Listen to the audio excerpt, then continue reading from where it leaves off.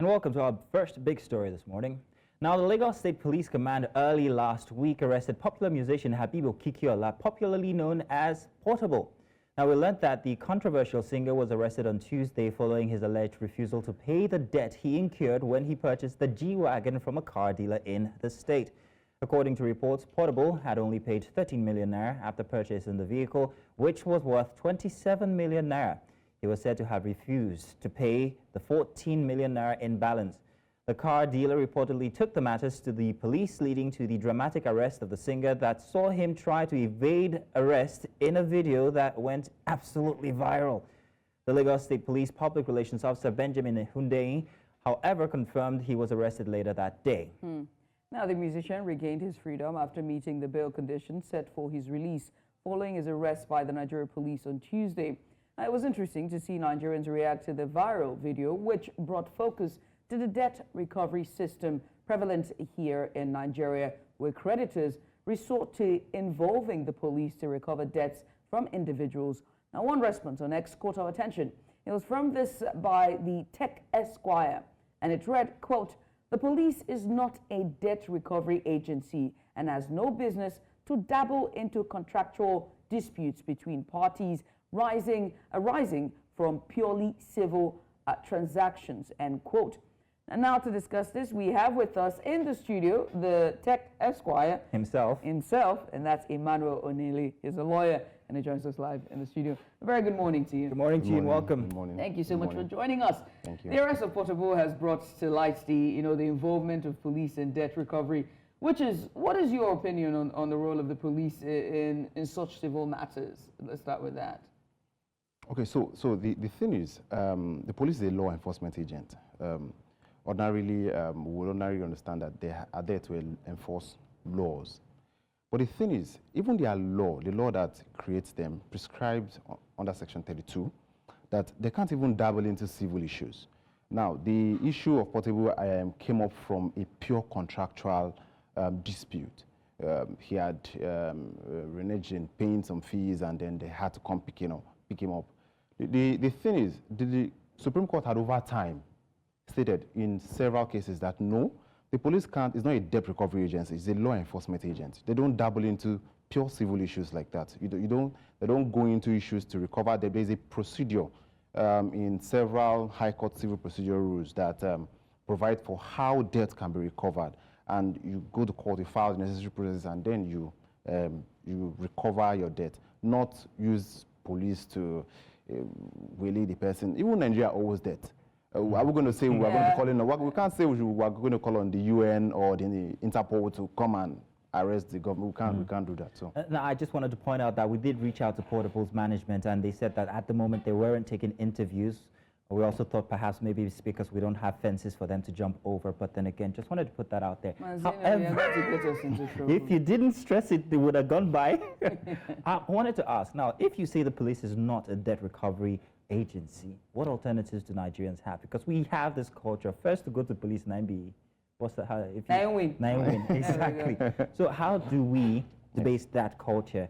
And what are the alternatives? Where do we refocus our need for to secure our funds that have recover that? Yeah, recovery. Usually, when you want to recover debt, the usual process is you reach out to the person who you want to recover the debt from. You have an amicable conversation with the person, and people who owe debt are very slippery. Yes, as the case may be. So the law provides, in Nigeria generally, there are two forms. You go through summary judgment or through an undefended list. You file your application in court. Depending on the threshold of the sum, you go to the court you have to go to. It could be the magistrate court, it could be the high court, and just depend on the threshold of the sum. So usually the avenue is provided in the high court civil procedure rule. Then you file the process you need to file. The summary judgment, there's a reason why it is a summary judgment. It doesn't go for 2 years, it doesn't go for 5 years. Right. Usually a month, 2 months at most, you get, it is out. That's why it is called a summary judgment. It is the trial process is different from a conventional matter where you file, or let's say a commercial dispute, where you file process and then But don't people take advantage of that process? And I say that to ask this. For instance, in the case of a landlord being owed a rent. Now, in many cases, when the tenants take the landlord to court, you find that this case stretches for so long, and in that time period, they're living rent-free in the house. So that's a problem that the judicial system actually creates for creditors. What do you say to that? Landlord tenancy issue is quite different from debt recovery. They are two different things entirely. So the landlord tenancy issue could take a longer period of time, depending on because of the nature of a landlord tenancy issue, because of the nature of a lease or the nature of a tenancy. You see that because of you have to hear from two parties. That's why cases take long in court. Sometimes one party is reneging, sometimes another party is saying this and saying that. But in the case of a debt recovery, it is usually summarily done, such that there are instances where, or in most instances, you don't even listen to the other party because of you are coming there with a liquidated sum. The sum is defined, and you say, oh, this person owes me this amount, and both of us agree that, okay, you actually owe me this amount. So you have to pay this amount because you owe me this amount. Then the court just gives its judgment because of that. It's usually very summarily done. It's usually very short, and it doesn't take much period of time like that. So this is a very high-profile case, right? It's very interesting to see. But when you think about it, now that I'm trying to think about it, we've seen APCON put X or don't enter buildings in buildings, and they're littered from Ikeja to all the highbrow areas, right? So high-profile case like this, Portable is quite a controversial character, but this high-profile case like this arrest that we've seen, it somewhat affects public perception of the police, and debt recovery process in Nigeria. I want to know about the implications. Talk to me about the implications in situations like this and the perception that the public will get from this. Okay, so what the police tries to do recently is they try to create some form of image. That's why you see that most of the PRO of several police commands across the state are on Twitter, are on Instagram and whatnot, so they can attend to people, create good image and whatnot. We have police officers who actually go away from what the law provides, because the law is very clear in Section 32 that they don't do this. They don't dabble into civil issues and all of that. But we see police, whenever you have an issue with your landlord, you pick police and come and arrest the person. And it creates very controversial and terrible image on this set of law enforcement agents. But there's a remedy for somebody who had been affected. So let's say Portable in this instance. They can file an action against the police officer or the police institution as it is. To say really? that, yes, you can file an action against them to say that it's right, because that day, if the viral video that went viral, you see that they picked him up, they hijacked him, he tried jumping the fence and whatnot. In an attempt to catch him, the guy scaled over a fence now, didn't he? I mean, what do you do when he runs? But it impugns on his right to dignity. When he was being arrested, he evaded arrest. So doesn't that then cause them to chase and capture? They had a warrant. You can't put something on nothing and expect it to stand. He wasn't supposed to be arrested in the first instance. They're supposed not. They ought not to be there. The police had no right to actually arrest. They're supposed not to be there in the first instance. So the fact that it came there was even putting something on nothing and expecting it to stand, and it shouldn't stand. Now that's the critical point there, because that's what people need to hear or understand regarding. That's what the police needs to. Okay, sorry. before I step out and then, but then you do understand what we're talking about now. So that's what people don't know about the system, and the fact that police have no right to actually do all of that. But then again, in an instance where somebody evades arrest, what should be their modus operandi? Shouldn't it be chase and capture, whatever means necessary? If I have to drag you across the gutter, well, no, I'm not espousing to what they did, but regarding their action after the arrest went foul.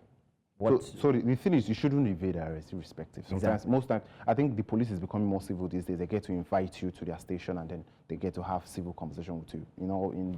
In me being very honest, you shouldn't invade arrest irrespective of the circumstance. However, if someone is trying to evade an arrest, the law provides that they can actually apply force, maybe very little bit of force, to try to get the person into going to the station or whatsoever as the case may be. But not necessarily when someone had not even evaded arrest, had not even tried at all, and then you just want to bundle the person up, and we see that these days everywhere. Right. All of this really points to one thing, and is our rule of law, or the laws. Do you think there should be some sort of reforms when it comes to it? Because Mazzino pointed out the landlord and tenancy issue, right?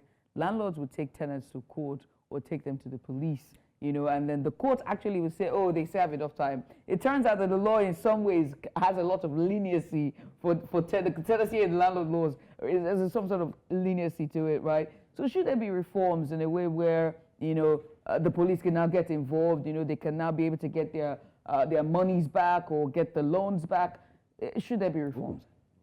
I wouldn't say if there should be reform in a sense of it, because the law is very clear on its provision, and I think the fact that debts are summarily done in court is actually a good one. You wouldn't see individuals going to court for debt recovery and then you see them taking plenty years in court if there are no issues to such debt recovery. Okay. Now, when there are issues to it, it creates issues, and then it becomes something that spirals into 2 or 3 years.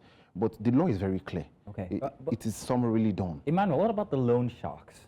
And I mean those apps where you take money. I have not, and I will never, hopefully, where you take loans and then they now send broadcast messages to all of your contacts saying that, hey, you were a guarantor, and if you don't do so and so, that you might be implicated.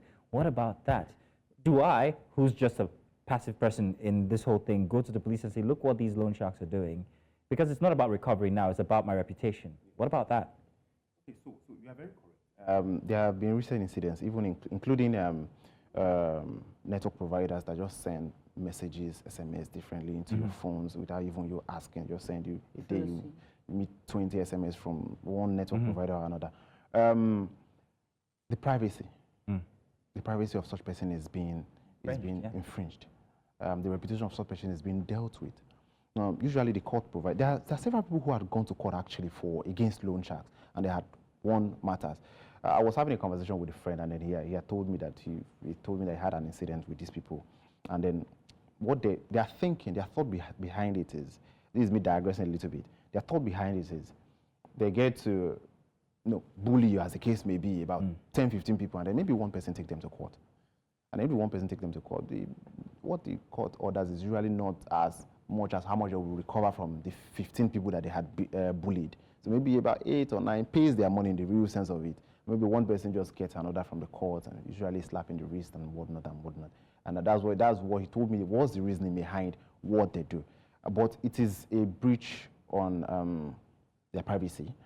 Anybody who is very angry or who felt that his privacy has been infringed with can go to court and go and declare his right, and then the usual thing will be done. So in I think it was late quarter of 2022 or the first quarter of 2023, the agency in charge of Consumer Bureau, I think, or the Privacy Bureau, one of them actually asked Google, I think it was Google Play Store or Apple App Store, to revoke their access to the contacts. So what they did was, all of the apps have contacts. They have access to the user's contact. When you are signing up for those things, you agree to accept the contacts, right? And so they barred them from doing that, a number of the apps. And they also asked that some of those apps were pulled out, because when you notice, you realize that they are all under one umbrella. But so far, I don't know if that has been adhered to, and if people still, face those issues. But finally, if someone who's giving out,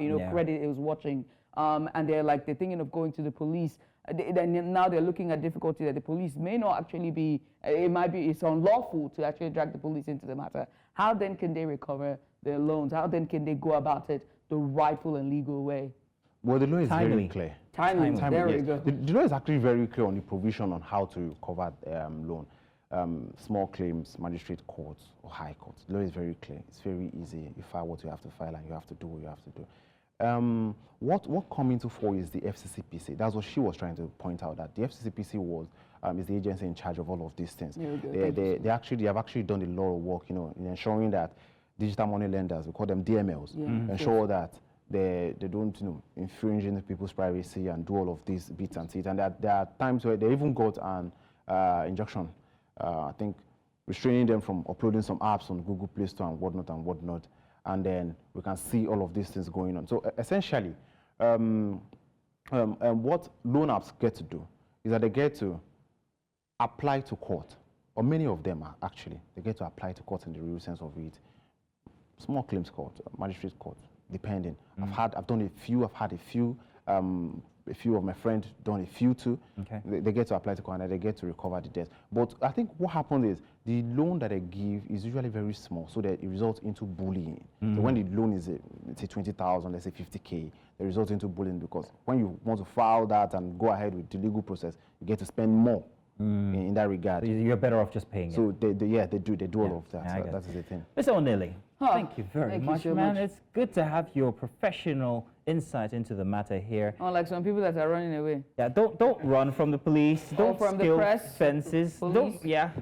Just pay your debts, please, or just don't collect it in the first place. Thank you very much once again. Thank you again. And thank you for sticking around with.